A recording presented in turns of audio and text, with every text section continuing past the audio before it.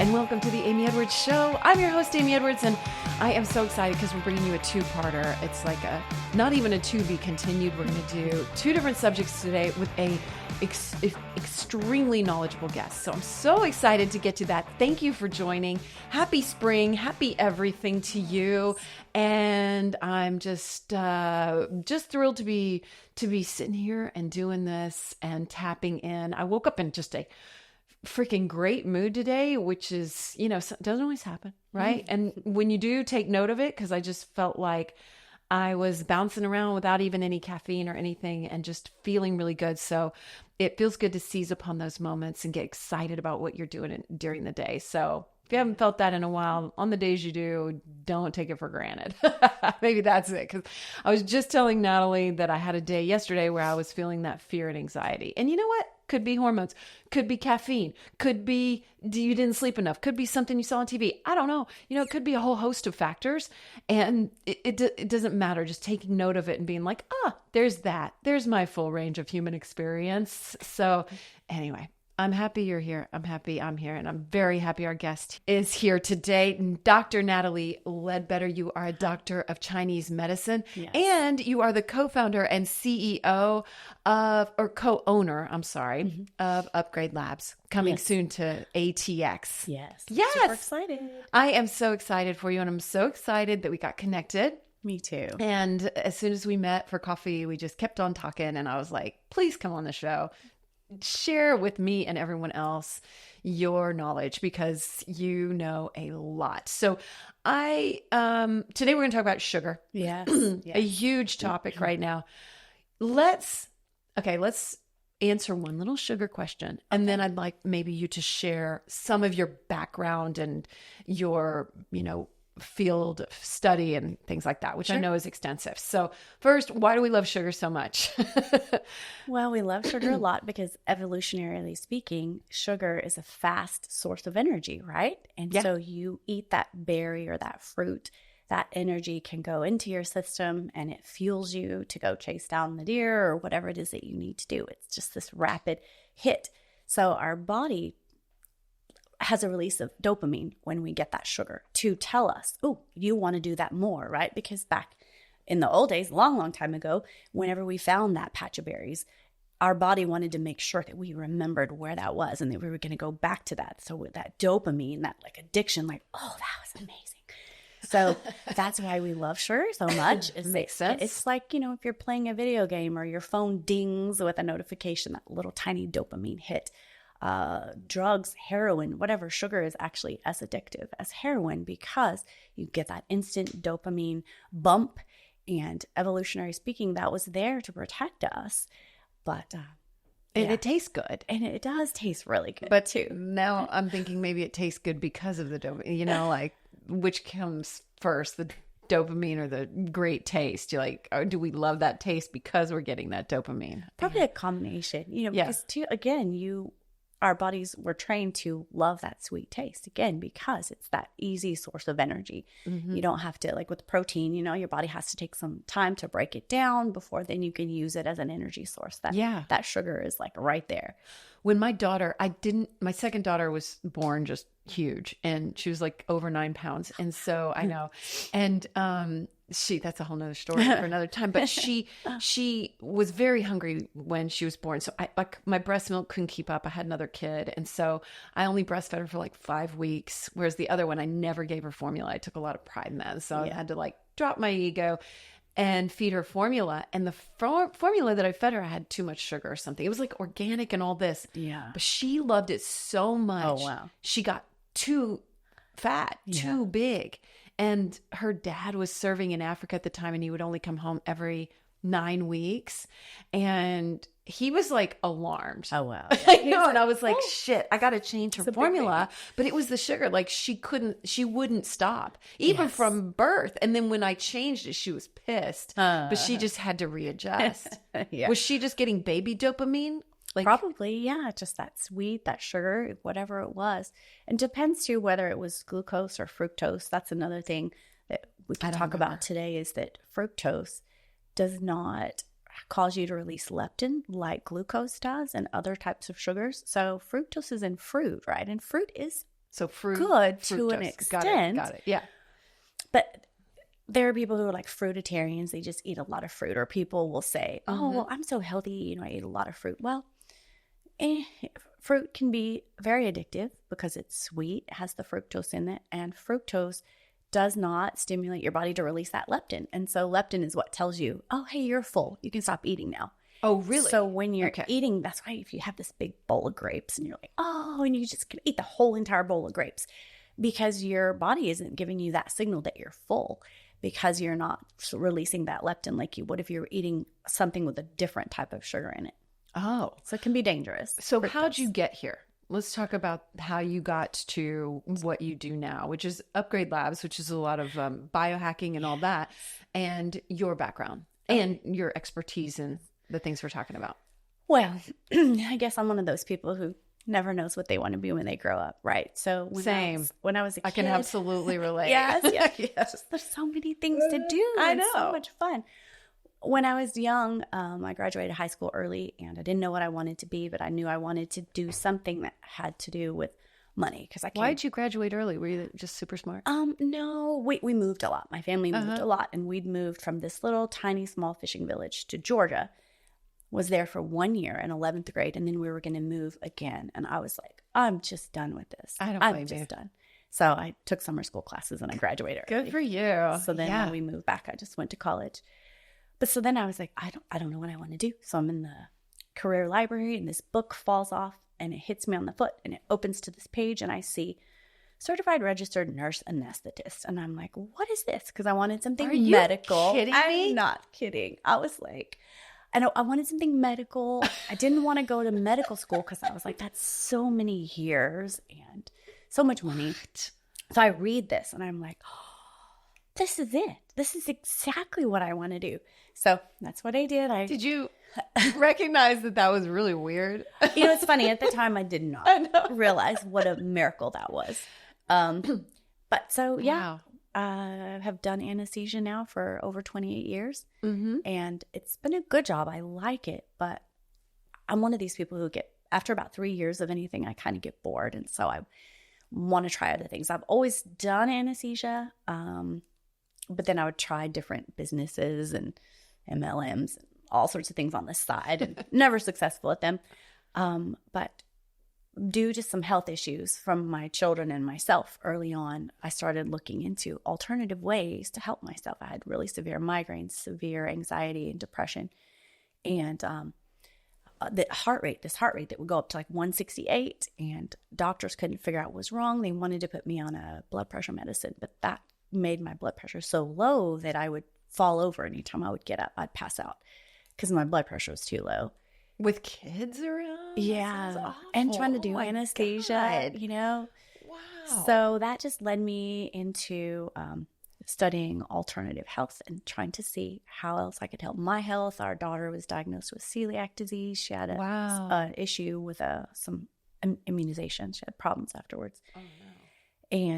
And my husband was working with an osteopath, a doctor of osteopathy. So he was learning all sorts of cool. He's an MD and he shared an office with a doctor of osteopathy. So he was learning all sorts of cool things over there. And I'm learning all these cool things over here. And we brought them together and we're like, oh my gosh, there's a whole world out there of ways to help ourselves and help other people be more healthy and vibrant than just traditional Western medicine. So I wanted to go to Bashir, which is a naturopathic school in Seattle, but we had 3 little kids. Billy was deployed all the time, and we lived on Whidbey Island, so I couldn't go. When we moved to Austin, I found out they had AOMA, School of Integrative Medicine. Yeah, I've seen it. Yeah. Yes, I know people who've gone there. Yeah, it's an amazing school. Sadly, they're closing down in a couple months. I think I heard something about that. Yeah. What a bummer. I know. Yeah. It's a great school. I learned so much. So why are they closing? I don't know. I really don't know what happened to them. But I had a great education there. So I got my master's in Chinese medicine. And then I went back and I got my doctorate in Chinese medicine. Just the philosophy of it is so different than Western medicine. The first year I had a really hard time because I was like, the spleen, it's not in charge of your digestion. The spleen is a bag that holds like your cells, and it's an immune organ and it cleans out your cells. And just the philosophy is different, and organ systems and the way they talk about things is different. But as I What's the spleen difference? Well, in Chinese medicine, they say the spleen is in charge of your digestion, but they're not really just talking about this one little organ. It's the spleen system, and it includes like the pancreas with your pancreatic enzymes. And it's just a fascinating difference. I just had to get used to that philosophy. Meaning it's all connected versus it's all this little individual. Isn't that so Western of us to be like, this is individual, this is individual, rather than a grander connected system, which we know it's all connected. Yes. Yeah. So, I mean, I've been having foot pain, and I'm like, oh, it's in my fucking hips. It's in my, like, it's not coming from my foot. Right. Yeah, probably not. No, definitely not. It's like my alignment. I can tell now that I've really paid attention to it, but it's the same thing kind of, right? Yeah. Just learning how the body is a system. Yeah. And we have multiple systems and how they work together. And with Chinese medicine, where we talk about how the liver acts on the spleen, and just how all the organ systems work on each other. And, one can feed forward and overload the other, or go feed backward. And so it's very integrated. You're looking at the whole person. It talks a lot about how our emotions, every organ system in the body is attached to an emotion, like liver and anger, lungs and grief. Wow. And did you tell your husband, who's an MD, did you tell him things that you were learning there that he was like, oh my God? Yes. And I would be like, oh, I'm having such a hard time with this. I don't know if I can stay in this program or not. And so I would tell him about it. And he goes, well, just keep an open mind and keep listening and see what you think. And then, I just really came over to their way of thinking. And so it's great because he's Western medicine and I'm Eastern. So we're yin yang, we're together, but he's also very, he does functional medicine. He helps people balance their hormones. So if his advice to you is keep an open mind, he is, definitely not this adherent Western medicine, kind of thinker. Yeah. So it's been great. So I still do anesthesia 1 day a week. We started med spas about 8 years ago, and we thought that we would start the med spas and that we would get people in for the Botox and the filler, but while they're in the chair, we would interest them in how to be healthy from the inside out. And so we were so excited about that. But what we found is about 80% of the people just kind of were like, just give me the lasers, the Botox, the filler. I don't really want to change my diet and stop eating sugar and things. And that's fine. So my husband is still running those. It's fine. It's just surprising. I was very surprised. And it's totally fine. But what we realized is that, okay, so we'll keep the med spas. He and everyone that's working there, they're serving people, helping them to be beautiful and feel better about themselves, and helping with hormones and all those issues. But Upgrade Labs, it's like when you come to Upgrade Labs, when you come to a med spa, right, you're thinking, I'm coming for my face. When you come to Upgrade Labs, you're like, I'm coming for my health. Totally. And so that way, people who come in, they're there for their health. And I'm like, yes. So then you're like, oh, and if you don't like that wrinkle between your brows, I can help you with that. I can help you with that too. Yes. Okay, so let's dive into sugar more. Okay. So you started talking about the leptin, and I feel like I understand a little bit more right now. Okay. So I feel like everything I see, though, really, I've started watching my own sugar intake pretty extensively. I don't feel like my partner does, and he needs to be more careful, I think. And so what do you start people with by telling them about, what we're eating and about sugar? It just depends on why they're talking to me and why the topic comes up. But say if the topic came up because someone is talking about their face and like, I don't like these wrinkles and I'm starting to get these jowls and my skin is rough, the texture is yucky. I start the conversation with, what are you eating? I eat really healthy. I'm like, well, just tell me what typical week of food. And a lot of times people will eat a lot of sweets and they don't really notice it. We had 2 friends who came in to have 2 laser procedures, same procedure, same time. One had an amazing result. The other one, meh results. She's like, well, how come she looks great? And I don't really feel like I look different. We'd had the talk before about sugar. No, I don't eat a lot of sugar. Sugar in particular. Sugar. You talked about sugar in particular. Yes. With regards to a laser face treatment. Yes. Because we're like, before you have this, at least at least a month would be good, or 2 weeks if you can't do a month. Stop eating sugar before you have this procedure. And then you need to stay off the sugar, preferably forever, but at least a couple months afterwards, so that your body can heal and your body can make new collagen, and it can be healthy collagen. Because what happens is when you have high sugar levels in your system, the sugar attaches to proteins, and collagen is a protein. So it attaches and it causes glycation. It glycates it. So it kind of causes the sugar, instead of the collagen to be like this, it's like this. Ugh. It's like all stuck and sticky and glumped up together. So it's not elastic. So then your collagen and elastin is not high quality. And so then it can lead to wrinkles, to sagging skin, to rough texture. And in the case of our friend who didn't have a perfect result, I was asking her, well, are you sure you've not been eating a lot of sugar? And her friend was like, girl, you eat sugar all the time. I see you eating Reese's Pieces. Like every time we're together, you have a bag in the car and you eat a whole bag of Reese's Pieces. And then you have the gummy bears at home. And her friend was like, oh, well, yeah, just that. Well, yeah, just that. Mm-hmm. It's sugar. What about wine? Wine is sugar. Wine is sugar, right? Wine is sugar. Right. Yes.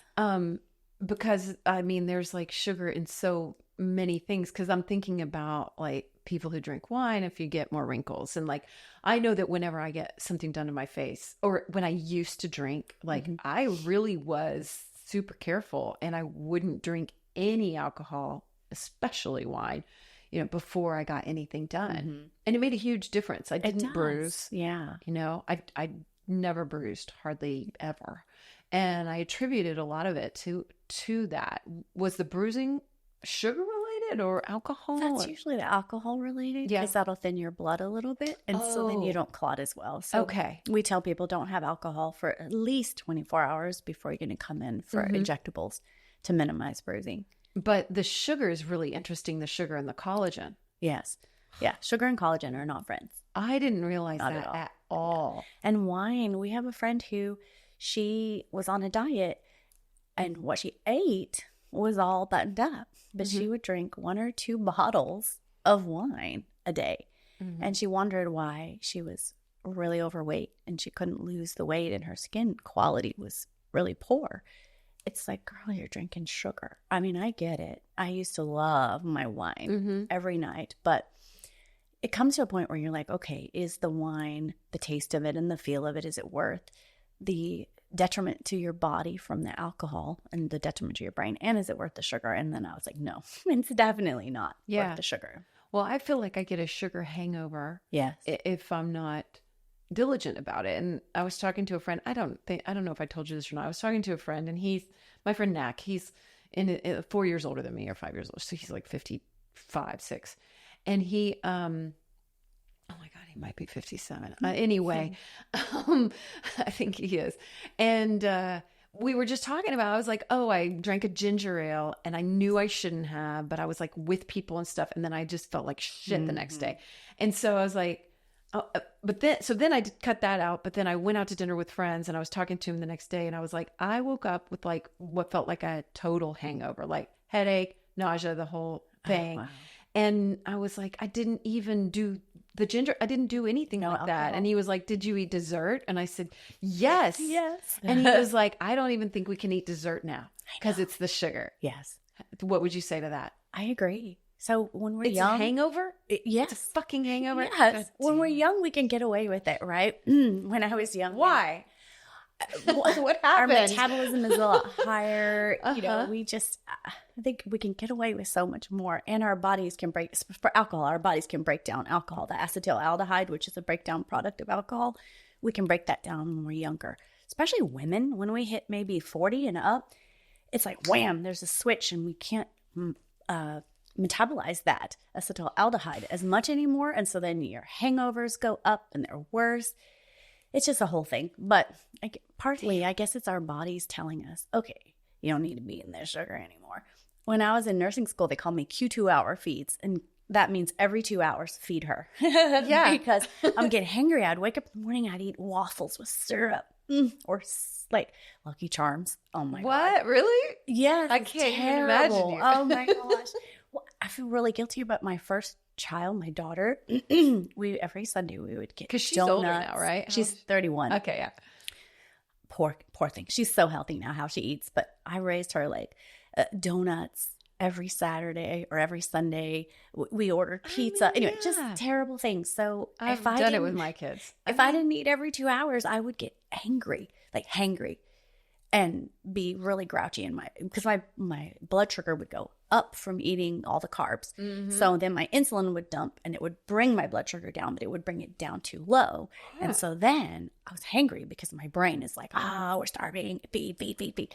So then I would eat again. And it was this whole process over and over and over again. And it took me a while to figure that out. Do you think that's legitimately why people get hangry? Yes. Yes. My partner gets hangry. Yeah. He seems to be getting better. He's been eating a lot more meat and more regularly.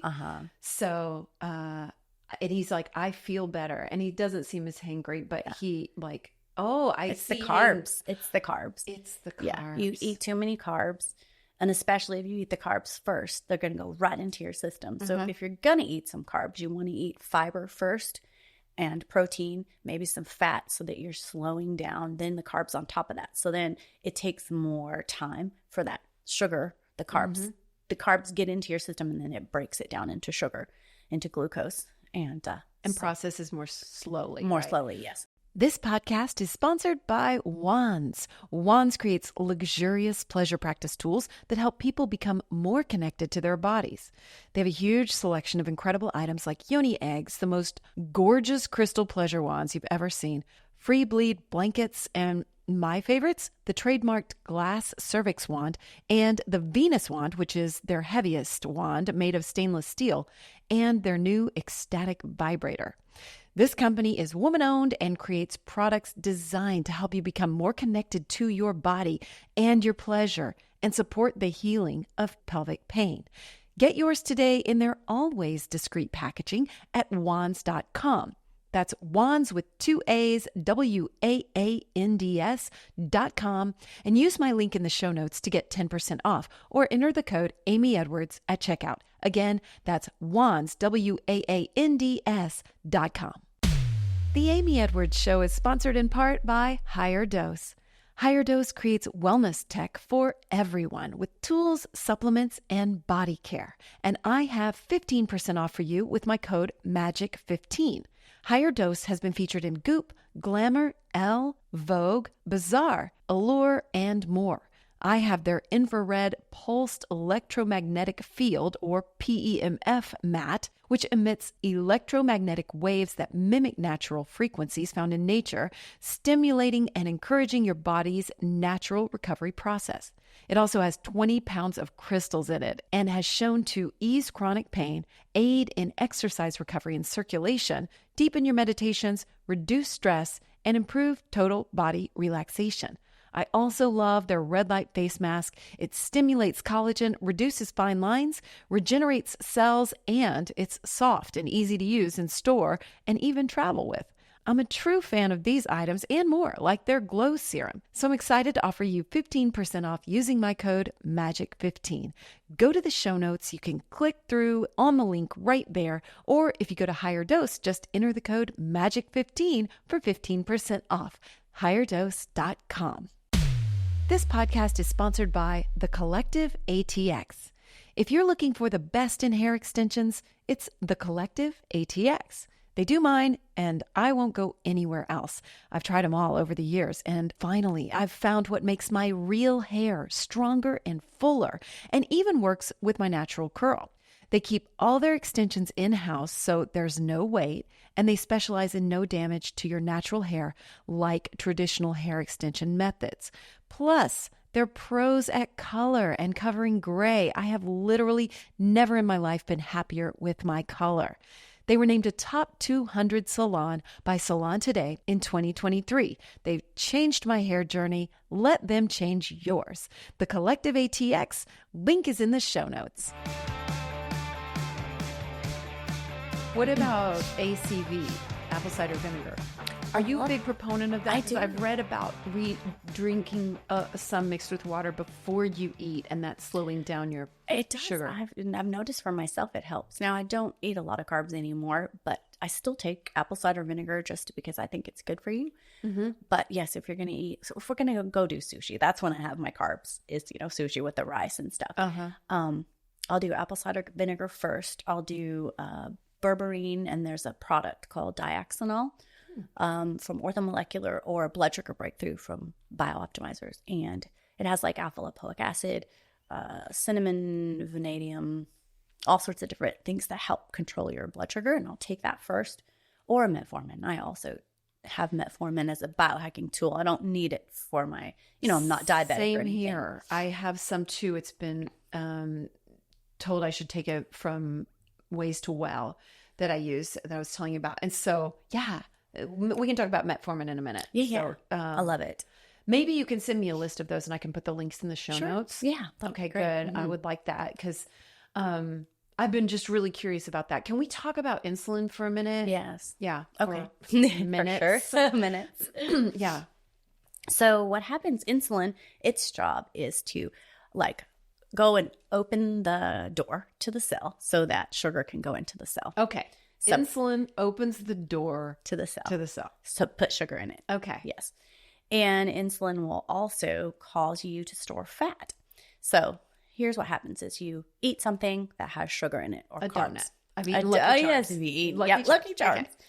So then all of a sudden your blood sugar goes woo up. So your body is So there's like, lots of sugar flowing of in my sugar. blood Yes. because of what I ate. Okay. And so I gotta dumb this down for myself because I don't even understand diabetes. I don't understand insulin. I don't understand any of that. So I want to. Yes. So you don't want to have a whole lot of glucose floating around in your blood, right? It's not going to do you any good in the blood.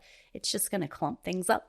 So Attached your body's to like, collagen. I want to do something. I with want this. to do something Okay. with it. So the whole purpose of the glucose is to fuel your body to give you energy.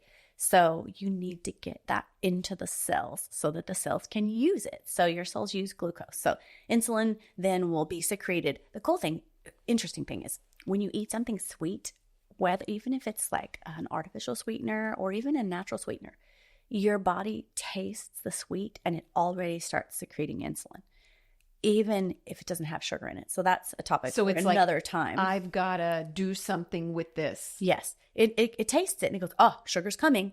Start to release insulin. Fuck. Yes. So now if you're going to get some sugar, you want that, right? You want the insulin to bring the sugar into the cells. But the thing is like if you drink a big old Diet Coke, your body's like, sugar's coming. Release that insulin. And so you're releasing the insulin, but then there's nothing there for the body to put into the cells. So then what you get more happens? hungry. So you get more hungry. You get more hungry because your body's like, we were ready. We dumped this insulin and insulin also, the other job beside opening the cells to put the sugar in there, it also opens to put fat. It stores fat. So our fat cells are little storage batteries for our fuel. So what happens is we have glycogen store. So we eat sugar or carbs.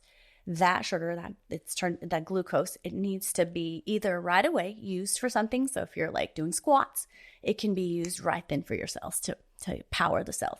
Or otherwise, it can go to the liver and the liver can turn it into glycogen, which is a storage form of glucose. And then the liver can store it in the liver or it can store it in the muscles. Or it can turn it into fat. So once your glycogen stores are all full, so okay, these batteries are ready. We're all full. There's no more room. You ate more sugar. It has to go somewhere, right? So the liver's like, well, dang, this is all full. Okay, we're going to turn it into fat. So it turns it directly into fat. The liver just esterifies it, turns it into fat, and then it has to go somewhere. So it puts it into the fat cells, to the adipose tissue. So that's where we get the fat from. So insulin is a storage molecule. It's telling your body to put the sugar in there, turn things into fat and put it over there. When your insulin levels are high, you can't access the fat from your fat cells because insulin is telling things to store. Put it in there, not take it out, right? Oh. So if you're there used to be this thing about, you should eat small meals 5 times a day or snacks in between. what happens with that is it takes a few hours for your insulin level to come back down after you've eaten. So if you eat, your insulin comes up, and then it takes much longer to come down than your sugar. Your sugar will, so the insulin is coming back down. But until it gets back down to baseline, you can't access your fat, you can't burn your fat, you can't get it. Well, then you're like, oh, I'm supposed to snack. So I have a snack. Your insulin is still here. So then it goes back up because your sugar goes up. What's happening is you're never letting your insulin come down to here, so you can't access the fat. So you can't break down that fat. So people who believe in eating 5 times a day, 6 times a day, I think we're all different. Maybe there's someone who genetically might work okay with that, but I feel like if you're not eating a lot of carbs, you don't need to do that. And if you're wanting to access your fat, then you need to not eat so frequently. That's why intermittent fasting is such an amazing thing. What happens long term though if your insulin doesn't come down except at night or something like that? Right. What happens? So then your higher insulin levels affect different hormones in your body as well. Oh, then your hormones get all messed up? Yes, and your hormones get all messed up too, because then the insulin is affecting your hypothalamus, it's affecting your pituitary, which the hypothalamus and the pituitary are the kind of the master controllers of the other hormones. Yeah. So then it can mess up your hormones, it can mess up your estrogen, testosterone. It's a whole thing. I mean, it sounds like it's affecting all these systems. So it sounds like which is what I thought. I mean, I feel like it sounds like it's a real key to health. Like if you can harness this one thing, yes, other things are going to fall into place. Yes. And I think that's why it's so important for perimenopausal and menopausal women to pay attention to our sugar, because we're having all these hormonal fluctuations anyway. Yeah. If we always have this higher insulin because we're eating all the time, especially if we're eating sugar, that insulin is going to affect our production of testosterone. So women with PCOS, they tend to often have like facial hair because they have metabolic syndrome. So they have insulin resistance. So the insulin is high because the cells over here they've just gotten used to the high insulin and they don't listen anymore. That's what the insulin resistance is? Resistance is, the insulin is here and the cells are like, it's like my door's still locked. You're not able to unlock my door. Yeah. It's resistant because why? So if our body has so much of something, say that if you listen to music every now and then and you go, I love that. I'm hearing that's really pretty. We'll say that the music gets really loud and somebody plays that music 24 hours or 48 hours and they don't shut it off. As a protective mechanism, right, you kind of don't hear it as much anymore. You kind of block it out. You tune it out. That's what the cells do with insulin. The insulin is always there all the time. Hey, like the receptors get full and the cells kind of like just, sometimes if you overload something with a lot of a hormone, sometimes the receptors will actually slow down and have smaller amounts of receptors so that you can't overload the system. So it's just the cells get deaf to it. Like, it's always this constant noise. And so they don't pay attention anymore. And so in insulin resistance, it's just the cells don't listen to the insulin like they once did. So you've just got a bunch of insulin floating around in your body. And then the sugar still floats around in your body too. And the sugar's floating around. Right. With nowhere to go. And then what happens? So then that's like diabetes. That's what diabetes is. Yes, it's too much sugar in the blood.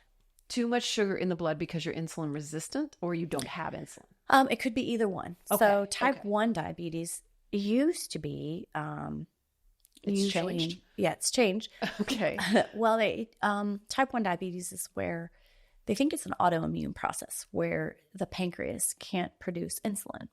Okay. And so like your body attacks the cells that produce insulin. And so the person can't produce it. And so a lot of times it'll be children.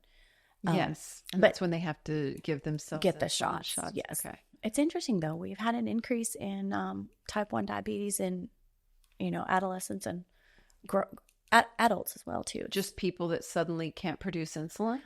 Yeah, it's like something their body is attacking. There's antibodies against the cells in the pancreas that make insulin. And so then those cells, another interesting thing though is some studies have shown that you could possibly reverse that depending on when it happened and what the reason of it was. I mean, I think Halle Berry has talked about that. Have you studied her at all? Because I think she had type 1 or has really worked hard on her own health. And I mean, she looks fabulous. And she's like lived a long life. Yeah. And so what's type 2? Type 2 is where your pancreas can still make the insulin, but it's the insulin resistance. You get to where your cells just don't hear the insulin. That's what people develop. Anymore. Yes. Yeah. Okay. Yeah. Wow. And that's usually over time with all sorts of things: PCOS, overeating, eating too much sugar, things like that. When they say pre-diabetic, that's what we're talking about. Well, your pre-diabetic is before you actually hit the term where the Western medicine says, "Oh, you're diabetic." Yeah. From a biohacker or a longevity standpoint, you really want to make sure that this area that they call pre-diabetes, you want to stay way down here. You don't want to have your blood sugars be high, and you don't want to have high insulin levels either. But it's just the cutoff, and I don't remember if it's your fasting blood sugar is above 110, I think. Okay. Might be what and on a, not just one day, but a few days in a row is, I think, what they use, just one of the criteria for diabetes. Do you monitor your blood sugar? I do. I don't have one right use? now. I usually use Lifestyle Libre. And the reason I use What's that? It's a CGM. The thing that you put on your arm. Yes. I've seen this advertised. I'm sure I'll see it more now. Yes. Right. Yeah. We all will. Yeah. And I so love it. It's you amazing. do. I think everybody should do it. And does it go to an app on your phone or something? Mm-hmm. Okay. It's amazing. So the reason I like Lifestyle Libre, there are all sorts of really great ones. Mm-hmm. A lot of them you need to buy a membership, and you have to pay a monthly membership for it. That's fine, but I don't need a nutritionist then to look at my data and tell me what to do. You sure don't. So I have my husband. I have me. You have you. Yeah. So we just use that one. I think it's like $75 for one. So we'll buy. And you get the thing and you get the app. Put it in, and then it lasts for 2 weeks. Put it in. What do you? There's this little applicator, and you push it in your arm, and it's this tiny little needle, but it's very flexible, and it doesn't hurt. Like, you can't even feel that it's in there. Oh, cool. And so it's just in there monitoring the blood sugar. And it's not really monitoring blood sugar. It's measuring the sugar in the water around the cells. But they use a way to figure out what your blood sugar is. Yeah. And so if I want to get one of those, yes, what am I going to start learning? Like, how am I going to start understanding this? It will show you how your body responds to different foods. Okay. So typically I'm doing this. Oh, yeah, you should do it. It's so fascinating. Like the Oura Ring, like I'm done with that. You know, like I did it for a long time. I think you have one on. I do, yeah. I loved it, but I sleep so good. Not to humble brag about my sleep, but I do. I sleep so good. I mean, like I was always like 90s, and so I was just like, I felt like I had a groove with that, and it actually started to bother my fingers. So I was like, I'm good. And I love tracking when I get to. So I'm going to do this. Yeah. Because I've been just kind of trying. That's why you're here, like trying to figure this out and understand it better. And I don't have this like scientifically grasping mind. So I'm just going to do my best to layman's understand. So what will I start to, like, how am I going to start figuring it out? I'm just going to You'll just associate basically at first. It's so great because everybody's body is different, right? Sure. My husband and I used to have a health coaching business. We've put that on hold for now just because we have a lot of other projects going on. But we would always start our clients with a CGM, and we would tell them everyone's different, right? Because used to, people would say, okay, well, if you're going to eat carbs, complex carbs are fine, like sweet potatoes are fine. They used to say not to eat any white rice, but to eat brown rice. Now the thought is brown rice has cyanide or arsenic. I can't remember which one, but not to eat that. And anyway. Yeah, everybody likes white rice now. Yes, I know. It all changes. So with the sweet potatoes, when I had my CGM on, my blood sugar went up to 185 with a half a sweet potato. And that's high, right? And that's I don't know what the numbers mean. We want it to stay after you've eaten below 140. Okay. would be ideal. Now, if it goes up a little bit, hopefully it'll come down quickly. But really, for optimal health, you'd love to see it stay below 140. Fasting, you really would like to see it below 85. So diabetes runs in my family. My granny had diabetes. My aunts had diabetes. My mom was pre-diabetic. So Like all later in life type things? Type 2? Type 2. Okay. Yes. So I always thought, I'm so healthy. I'm sure I'm fine. Well, I did actually have gestational diabetes when I was pregnant with my first daughter because I was eating all the waffles, the syrup. And they say that if you've had gestational diabetes, you're much higher risk for diabetes later on in life. But during my years where I was eating the pizza and the donuts, I didn't pay attention to that. But as I started getting into the health world, I was like, oh, well, I should probably be careful for when I get old. I don't want to get diabetes when I get old. Right. When I wore the CGM, I was like, oh man, my fasting sugar sometimes would be 98, 100. So while I'm sleeping and get up in the morning, that's not healthy. It's not healthy. What do you I wanted it to be around 85.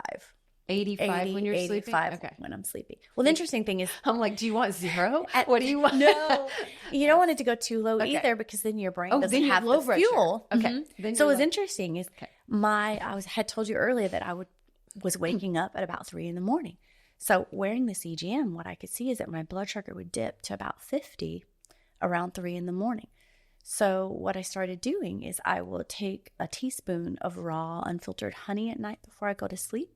Honey has got some fructose in it, but it's just enough to keep my blood sugar stable during the night so that it wouldn't drop. Because when your blood sugar drops too low, your brain is cleaning out your brain. It's using the lymphatic system to take out the toxins and the trash. It needs energy. So your blood sugar drops low, then your adrenal glands release cortisol to help bring your blood sugar up. But then that wakes you up a little bit. So you might not wake all the way up, but it brings you up out of that deep sleep, which is not healthy. So anyway, so I noticed, okay, interesting. My blood sugar's falling at night, but then it's too high in the morning. And then I would eat the sweet potato and it would go up to 180. So it really changed how I live my life, how I eat, everything, seeing these numbers. How do you feel about regular potatoes? I like them. I usually won't eat them unless you bake the potato and then you let it cool first. Yeah, the starch. Yes, to make a resistant starch out of it. And then you can heat it back up and eat it later. Okay. Now, French fries is one of my favorite foods. Me too. Ever. Yes. So I will. We have to live. Yeah. I'll do French fries at Daijiway. Hop Dottie now has started using non-seed oils. Oh. So there were years there where I really wouldn't eat French fries, but now I'm like, okay, I'll eat the protein first and take some fiber, and then I'll have some French fries. Yeah. Because you got to live. You got to live. And honestly, even when you were talking about the waffles or whatever, I think that's one of those instances where it's really good that you did those things because you have a deeper understanding and a personal understanding of those things. Yes. Right? I was a sugar addict. I really was. Really? Yes. Yeah. Well, I mean, how could you not be, right? If you were doing that every 2 hours, then Snickers bar, Mm-hmm. they did a great job with their advertising, and then they have the thing about the hangry. They do. Snickers. They do. Yeah. But that's not great because then you're getting all that sugar. It's and you're on the roller coaster. Yeah. Mm-hmm. Yeah. Let's talk about metformin. Yes. Okay. Because they had me they had it on my protocol, and I've been a little sporadic with it. I'll go through phases where I didn't, but I remember telling a doctor, they were like, well, what are you taking? What supplements or whatever? And I had said metformin, and they were like, not educated in that field around it, and they were like, why? What? You're not pre-diabetic or whatever. Maybe it was my OB or whatever. And I was like, yeah, I don't know why. I didn't have an answer. So, please, can we talk about that? Yes. So there's a couple of thoughts on metformin. One thought is that metformin is... What is it, first of all? It is a drug, a medication that helps your cells be more sensitive to insulin. Okay. So that whenever your body produces insulin, then your cells are like, oh, I hear you. Okay, sure, I'll open the door for you. Whereas, say, like if someone is insulin resistant, like we talked about, the combats- insulin's knocking at the door and the cell's like, I can't hear It you. combats insulin Insulin resistance. Okay. Yes. And it also slows down glycogen production in the liver. So the liver, or the release of glucose in the liver. So the liver will release glucose sometimes if we need it, or if we're stressed, it'll just release glucose. So metformin will slow down that a little bit. So the liver's not so happy to be making glucose. And then it just makes the cells go, oh yeah, you're knocking on the door, insulin? Okay, sure, come on in. I'll open the door for the sugar to come in. It can be a little bit of a mitochondrial disruptor. So for a while there was a backlash of people, biohackers, saying, oh, don't take metformin. It's bad for you. Anything that slows down your mitochondria from making energy is not good. It depends. If you're totally healthy and you have a CGM and you see that your blood sugar levels are where you want them to be, then don't take metformin. There's no need to do it. But if you do the CGM and you see that your blood sugars are like 100 in the morning like mine were, or they go up to 180, 185. So 100's high in the morning, even though you want it at 85? 100's high for fasting. For fasting, okay. Yes, yeah. So, I mean, my goal for myself, 85 to 90 is where I want it to be fasting. So, for me, for someone who has insulin resistance or PCOS or anything where your blood sugars tend to be higher than what you want, it's a helpful tool to help keep your blood sugar levels down and to keep your insulin from having to go so high. And insulin is an inflammatory hormone. So the higher levels of insulin that you tend to have all the time, the more inflammation you're going to have in your body. So if you say that, can you say that one more time? The higher levels of insulin you have, the higher inflammation you're going to have in your body, because insulin is inflammatory. Okay, that's and a sugar whole is nother thing. Inflammatory as well. So these two things, sugar and insulin, my God, are both inflammatory. So we want to keep Okay. those down. So that's where metformin comes in, is just to make your body more susceptible to the insulin. Oh, I hear you. Okay, yeah, let the sugar in. And so for me, with my family history of diabetes, metformin has really helped me to be able to at least have a life to where I don't take it all the time. I believe in cycling things. I believe in all my supplements. I don't take it. Most of my supplements I don't take continuously. I'll cycle on and off of different things. I think that's great, because then you know what's working and what's not. Yes. Well, and then too, your body sometimes, it And you gets get used to full things. of something, and your body likes to mix it up just a I mix little bit. everything up. I do my face no matter what it is, my face products, everything. Like, Because your body gets used to something and lazy, and it's like, oh, same old thing all the time. yeah, and you don't get as much of a change or reaction or whatever you're desiring. Yeah. Right? I think our bodies are really good with change. That's why I think if you have a certain diet, like we talked earlier, just mentioned intermittent fasting. I think intermittent fasting is amazing. But not continuously, especially for women. You got to mix it up. You got to, throw your body a curveball every now and then, so that it's like, oh, wait, what is this? I got to figure out how to deal with this, because our bodies are lazy, and they'll just go, oh, yeah, okay, I know. Oh, I know what's coming. I know how to handle this. But back to the metformin. Okay. So if I'm going to go out to breakfast with a friend, and I really want to treat myself, and I want to have a pancake or a waffle, I'm not all about torturing myself and never allowing myself to have something that's lovely and yummy. Sure. Good old gluten-free pancake every now and then with some syrup is yummy. Yes. So what I'll do is I'll take the metformin first. I'll also take my the Diaxanol or the blood sugar breakthrough.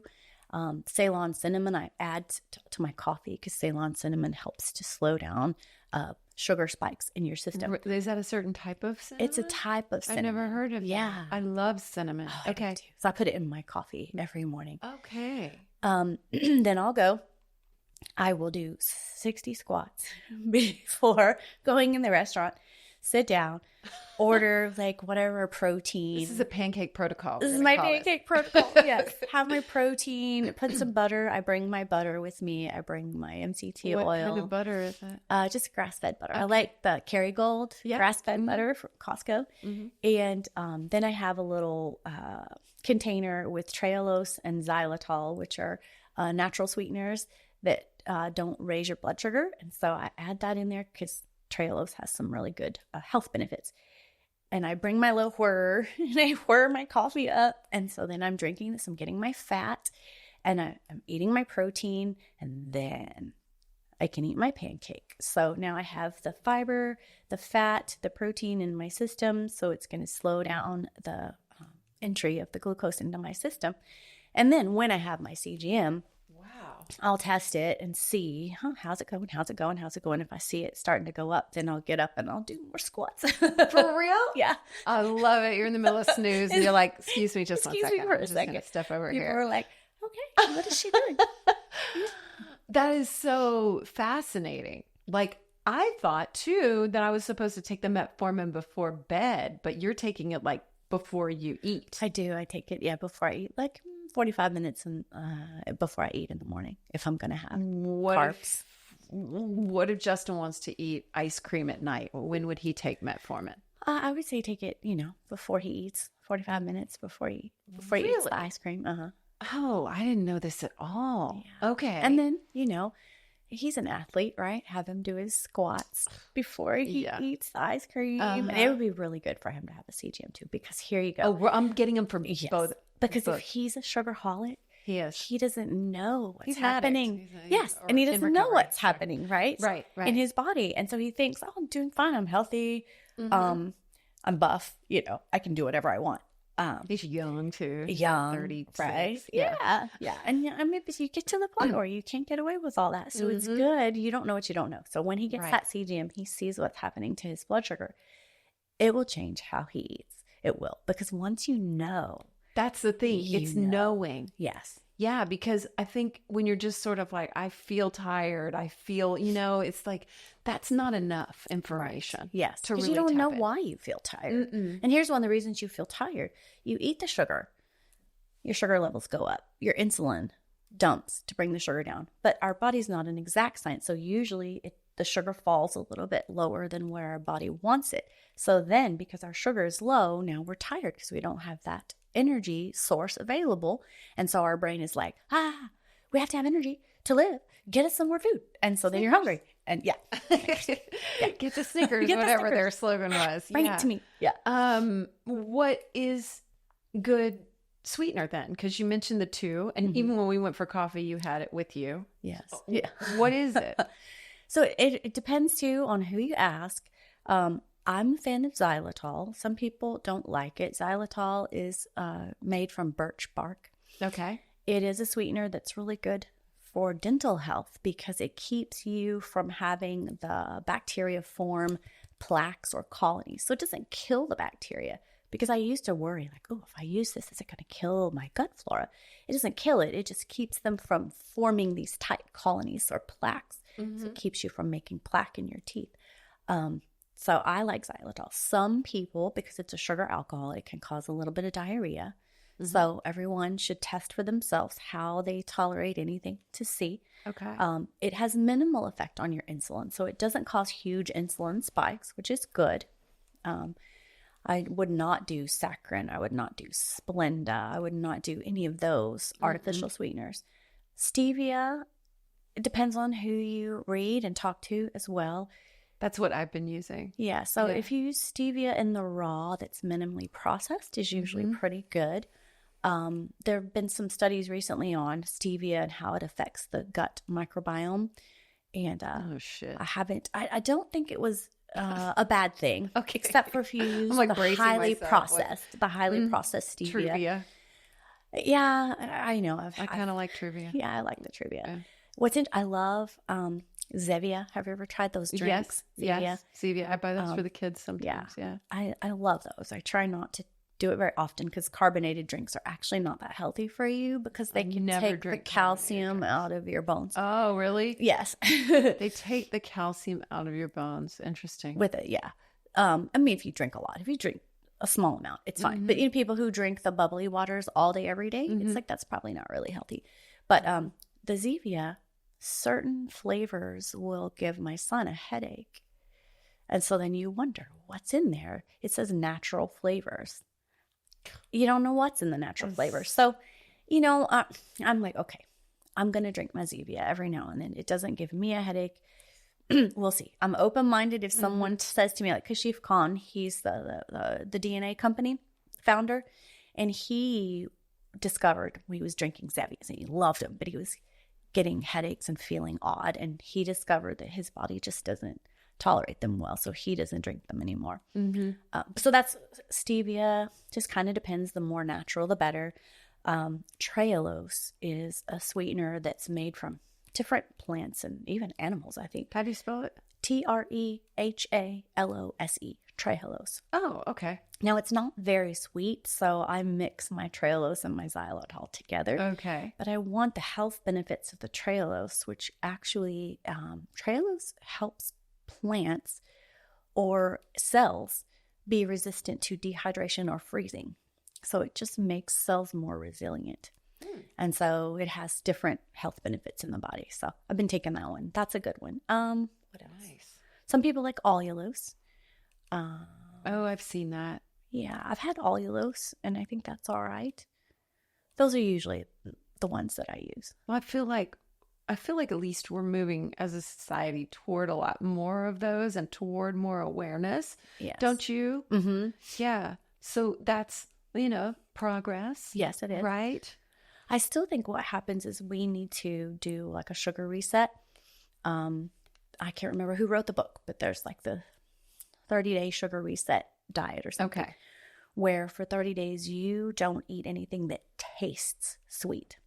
Because we get addicted to that taste, right? Yeah. And even if we give up the sugar, even if we're eating lots of these other sweeteners, xylitol and allulose and all that, I still feel like it's not healthy to consume huge quantities, again, because you're putting that sweet taste in, so we get addicted to the taste.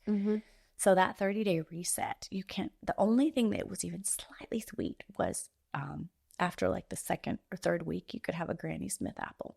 Wow. And I used to not really love Granny Smith apples, but after you've been without anything for that long, I was like, oh, Granny Smith apple with some almond butter. Oh my gosh.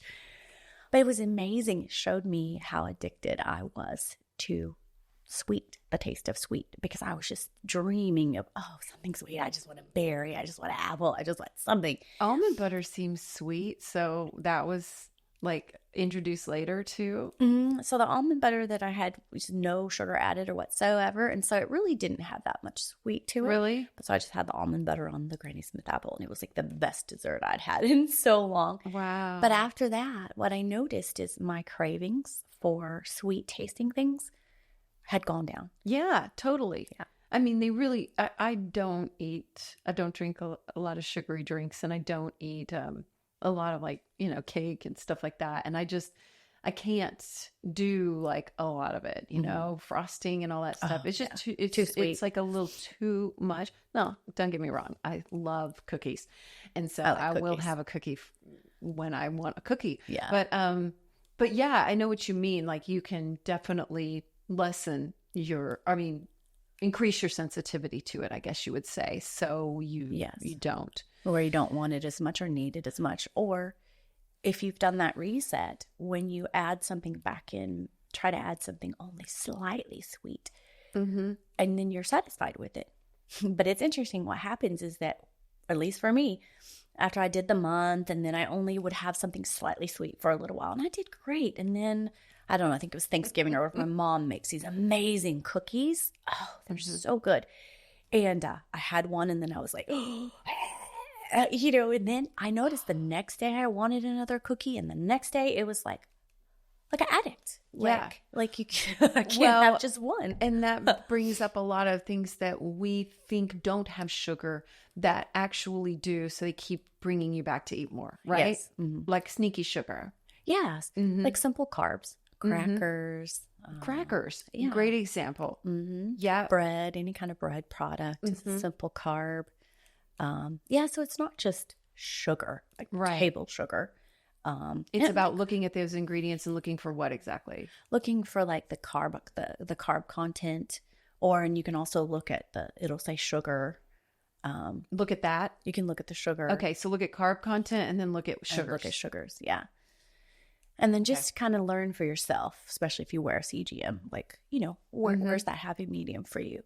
And learn how to, do the pancake protocol. Yeah. If you're going to have some carbs, if you're going to have even like sugar, the syrup. What kind of diet do you mostly adhere to? So it's very interesting. We did mostly paleo, lots and lots of grass-fed, grass-finished organic beef. For a couple of years, I didn't eat chicken because Dr. Marcola scared me off of chicken from the biohacking conference a couple of years ago. He was like, only stupid people eat chicken. Only stupid people eat You know how chicken. Dr. Marcola is. He's really funny. I don't even know who that is, but he's funny. Apparently that's how he is. He has strong feelings. Obviously. So he was like, it has high levels of omega-6 and linoleic acid, and so you don't want to eat it. What I have subsequently found out is if you get a chicken that's raised out on the farm and it lives outside and it eats bugs and all that, then your omega-6 to omega-3 ratio is much better. It doesn't have these high levels of linoleic acid. Sure. But so I wasn't eating, and I don't like fish, so we were mainly eating red meat. Well, we've been on this spiritual journey, and about 2-3 months ago, my body, all of a sudden, I was going to eat this big grass-fed burger, and I took a bite, and I was like, what? I just worked out. I did Mandu. I did electrical muscle stimulation. I'm super hungry. I want this burger. And my body was like, no, you don't want it. And since then, I can't eat very much red meat. My body just doesn't want me to. And so I'm like, well, what am I going to eat now? So I noticed on my in-body scan that my fat percentage has been going up as my protein consumption has gone down.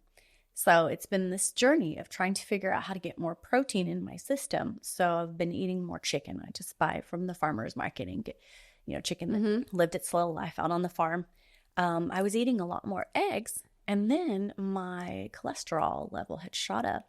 And I was like, okay, well, fine. As long as my LDL and my VLDL is not high, that's fine. And I looked at it and it was really high. And I was like, oh, man, that's also, my family has a family history of that.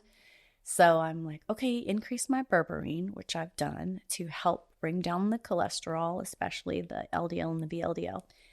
Cut back on what? Berberine. Berberine. It's an herb. Okay. Chinese medicine has used it for years just to help people bring down your cholesterol, especially the LDL. I call the lousy density lipoprotein. LDL, lousy. LDL, low density lipoprotein. Good trick. And the VLDL is very lousy density lipoprotein. VLDL. So you don't want those to be high, because if your cholesterol overall is high, but your ratio is good, then it's not so bad. It's more when your LDL, your VLD, these small particles, those tiny small particles are the ones that can cause you more problems with cardiovascular disease, because they can get into the lining of the vessels. So can you get berberine in any foods? There are some, but I can't tell you what they are. I just take a berberine supplement that you can get at the store. Well, so you started doing that. You were talking about your diet. Yeah. So it's a work in progress right now. Trying to figure it out. More chicken, less red meat, just because my body doesn't want it. A little more fish, even though I don't like it, like wild caught salmon, things like that. None of the big fish, because they have a lot of mercury in them. Nothing farm raised, because again, who knows what kind of antibiotics they feed that. It's so bad. So, and a little bit of duck. It's interesting. Been doing a lot more protein powders. Yeah. We bought a protein powder that Freddie from Beautifully Broken podcast, he said to try the Fittest, and it's like nose to tail, and it's like organ meats and all that. But then my body, I'm drinking it, and my body's like, girl, you think you can fool me? I'm like listening to that. Dang it. I mostly eat vegan, so it's like, that's not my thing. Right. You're like, well, that's just not what my body calls to. Like, and it's weird when you really tap in and pay attention, and you're like, I know I feel better when I do X, but I'm not monitoring some things that I need to. But it's been a search for me for other sources of protein for sure. What in have the you last found? few years. Tell me, because I need help. One of my favorites, but it's vital wheat gluten. So it's like they take that out of the wheat. And so seitan. And so I make a seitan out of vital wheat gluten myself. And it's just like massively good protein, and my body handles it really well. Oh, that's good. So I like it. And then also I'll do some soy. I like some vegan protein powders. And so, I'm constantly. What's your favorite vegan protein powder? Because I'm looking for that. I did this. So we don't do gluten. When I was a vegetarian in the past, oh my God, I had made the best like marinated tofu steaks. Oh, so good. But I didn't realize at the time that, soy in excess is not good for you. Right. And so my whole family ended up getting allergic to soy because I was feeding us tofu scramble and, soy everything. And so I try to limit my tofu. Yeah. I don't do a whole lot just because I've heard so much about soy and stuff. So I try to watch it. Anti-nutrient. Yeah. And so and I have a sensitivity to cashews. Oh no. I know. Oh. So it's a real headache. And I don't like mushrooms. So even no. I know I'm the biggest pain in the ass vegetarian ever. And so it's been like just more challenging. Yeah. But I'll use peanut butter powder mixed with, I like Vega Sport peanut butter flavor. It's got a little less sugar and higher protein. So, I can make a protein shake out of that and get 55 grams just right there. Oh, so nice. That's really good. That is good. For me. Yeah. So if I have at least that once a day, it makes a huge difference. And then if I'm doing vital wheat gluten or something like that, I try to, and then I just try to eat a lot of like really good veggies and nutritional yeast. Oh yes. And that's a good my staple. Best friend lately. It's a great staple for me. Yeah. And it's so healthy. Oh my gosh, it has so many health benefits. It does. And that's another source of like your B vitamins. 12, I think it is, right? B12, B6, B2, B1. Because there's some that you can't get from a plant-based diet necessarily. Yes. So so that's pretty much it. So the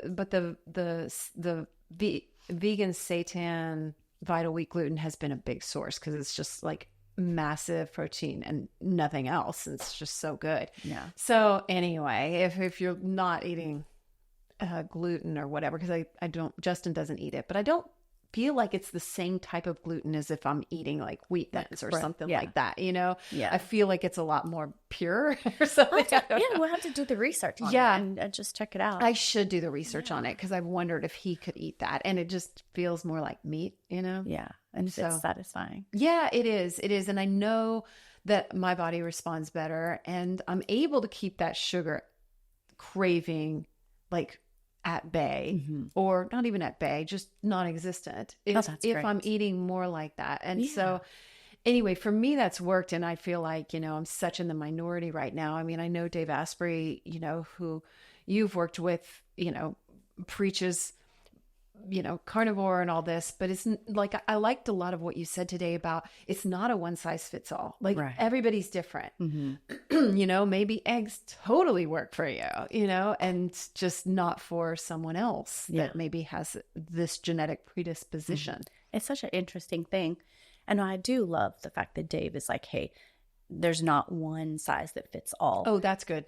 I feel like a lot of people really like I go a lot of the biohacking community, I do feel like I think I was at a funeral the other day, and I told Crew, she's this very spiritual woman that I work with off and on, and what was I talking about? Why was I talking about Crew? We were talking about one size fits all. Oh yeah. Oh, I said I feel mentality. So weird as a biohacker, not eating red meat anymore, because in the biohacker community, it's so hot right now. It's hot, keto, carnivore, all of that, grass-fed, grass-finished, and all that. Yes. And so I'm like, and I'm opening up Upgrade Labs, which I'm super excited about and I love, but I'm like, it just kind of feels. To tell people you're not eating meat. Oh my God, a cardinal like, sin of biohacking. What's wrong with you? Yeah. So it's very interesting. And I just told her that it's very interesting to be in that position. But I'm like, I'm who I am, and I got to listen to my body. And on this spiritual journey, meat, something that came from a creature that was once upon a time living, and then, you have to kill it before you eat it, it has a lower vibration. And so it will lower your vibration when you eat it. And so I believe that that's why my body lately is just like, girl, I don't want to eat that, and crew is saying, to get your vibration where you want, eventually you're going to want to give up the fish and the chicken as well, probably. And it's a journey. I'm like, okay, I'm not going to rush myself, just one step at a time as I'm finding other ways to get more protein in my body. And I'm going to go the way my body wants.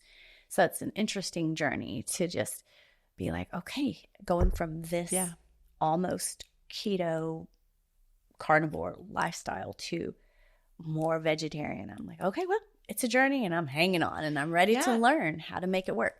Yeah. I mean, I that really resonates with me. Like that's a big piece of my journey with the way that I choose to eat and what works for me is that same spiritual aspect. And I've gone back and forth. Like when I've been vegan, I've been, different things at different periods. I read a book, then I read Eating Animals by Jonathan Safran Foer, which is a really tough to read expose of factory farming. And I just quit. I was like, I am not interested. And so, but still having some flex around it where like, if my dad shot a deer or something, or Justin shot a deer, then, maybe that's different. Mm-hmm. But after I did 5-MeO DMT, I had fallen off that and been eating meat and eating like a paleo vegan kind of thing. And I had just been a lot more flexible, whatever, and not intentional with it. And then after I did 5-MeO DMT, after a few months, I had a reactivation of it and just like things just happened in my body. And it was that spiritual awakening. This happened in 2019. And I've talked a lot about it on the show. And it was, just in an instant, I quit smoking. I went right back to vegan. I just had like I had this healing of this sinus thing that I'd had. And I mean, it was like this intense, like all of a sudden. And I was like, I just didn't want it. Mm-hmm. And I think that's, again, paying attention and getting super intentional about. Yes. Yeah. Listening to your body, listening to your spirit body, your emotional body. Mm-hmm. And when you're doing that spiritual work too, you are being more intentional and paying more attention, like to yourself and putting yourself like in your own well-being in a higher place, right? Like that's what it's all about. So yeah. Now, I don't know. A lot of people would say this is woo and don't believe it, but I'm super woo. I don't give a shit. I believe that when you are vibrating, fell on your foot and guided tell me what to do. So go ahead. Yes, when I listen, I'm so guided. It's just I took a lot of years to learn how to tap in and listen to what my body or my higher self is telling me. Same here. But I think when you get to a certain vibrational level, I believe that you can extract from essence, from God, from the universe, the chi that you need. I think you wouldn't have to eat. I know that's crazy, but I believe that you could get to a vibrational level where you wouldn't need it. Have you heard about those breatharians? Yes, I have. Yes. I mean, maybe, I don't know. But we are human, right? We have human bodies that we do have to fuel. Yeah. And so, we had the spiritual experience, but at the same time, here we are, right? And so like, it's this beautiful thing of coming back to the grounding and accepting like, okay, well, I'm also human. Yes. And sometimes I'm going to want a fucking pancake. Yeah. Oh my God. Yes. Every now. That's right. Let's bring it back around to pancakes. Okay. So we are going to embark on recording more today, which I'm really excited to talk about perimenopause. So that's going to be next week's episode. But as we wrap up sugar, is there anything that we missed that we really needed to cover today with regards to sugar? Or anything that you just want to maybe leave on? Sure. I would like to mention fructose again. Because I'm not against fruit in moderation, but fruit is fructose. Fructose is different than glucose. Your body takes it in and then it has to go to your liver. It can't just go right into your cells to be used as fuel. It has to go to your liver. Then your liver breaks down fructose. The first thing it turns it into is triglycerides, which is a fat. Then it'll do glucose. So it's turning fructose into fat first before it turns it into sugar. So anyone who does high fructose corn syrup, like in sugary drinks, in cereals, or tons of fruit, which is not high fructose, but it's fructose, you just have to be careful because you're making a lot of triglycerides, you're making fat, you can get fatty liver disease, then that fat goes and gets stored into your cells. So say you think you're doing perfectly and you're being very healthy, but you can't lose that fat. Are you eating a whole lot of fruit? And then there could be other things too, like are you eating, too often so that your insulin can't come down so that you can access the fat stores? Or are you stressed? Because when you're stressed, everything goes out the window. Your cortisol is high and your sugars are going to be high. But those were just the last few little points. Okay, thank you. And I also want to say in this next episode, for part 2, when we talk about perimenopause, we are going to touch on women and fasting and some things like that. Because you mentioned, women and fasting and how it's a little different for us. So I do want to touch on that in the next episode too. So just to leave everybody with that. Perfect. Thank you. How can everybody find you? You can find me on Instagram or Facebook, Dr. Natalie Ledbetter. You can find Upgrade Labs 5th Street. That's Facebook, Instagram, or upgradelabs5thstreet.com is our website. Which is opening very soon. Yes, congratulations. Thank you. I'm so excited. So excited. Yes. Like I'm excited to do this and bring awareness to it as we, the timing is just great. I'm super excited. Yes. It's going to be great. Thank you, Natalie. And thank you to you for being here. Be sure to tune in next week too, as we talk perimenopause. Because again, I don't know anything. I'm like, why aren't we taught this? So that's what we're going to dive into. And I'm so excited. So follow Natalie, check out Upgrade Labs too. And thank you so much for being here. If this spoke to you, share it with a friend, have the conversation, get your monitors together. I'm going to be talking about mine. I'm really excited. Whatever I put in the show notes that Natalie recommends is what I'm going to get. And I'm going to order them for me and Justin. So come on the glucose. What is it called? CGM, continuous glucose monitor. I'm going to get on the CGM bandwagon and please come with me. So this is not even an ad or anything. We're just going to do this. So thank you so much for being here today. I love you so much. You are a fucking badass, just showing up for your life like this and learning more, right? And admitting that we don't know sometimes, like that's huge, right? Just like, let me at least begin to understand and pay attention to it. That's like some magic shit right there. So thank you so much for being here. I love you. Till next time. This has been the Amy Edwards Show from Overcome Studios. Remember to rate, review, and subscribe. And thank you so much for being here. Sign up for our newsletter at amyedwards.com.